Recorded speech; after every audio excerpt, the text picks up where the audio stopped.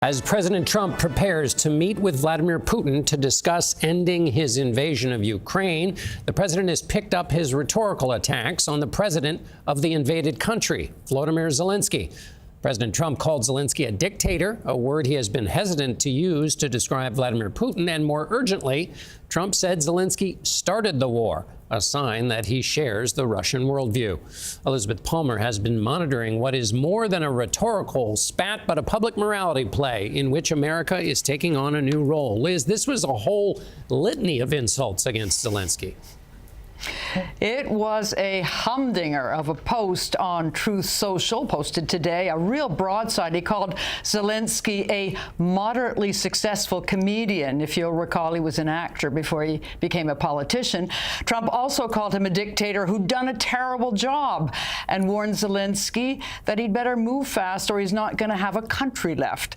Finally, he claimed that he, Donald Trump, was the only one who could negotiate with Russia and end the war.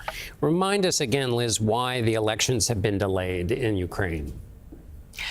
Well, normally they would have had elections last spring, but the country's been under martial law, obviously, because there's a war on, and it would have been impossible to hold elections under the circumstances. Zelenskyy has said, yes, there will be elections as soon as it's possible, but he personally has not confirmed that he would run again.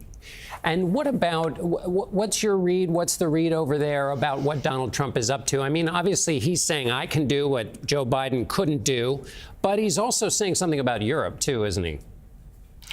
Yes, he's asserting dominance, making it clear that Europe is not significant and that the U.S. is going to pursue its own interests very directly.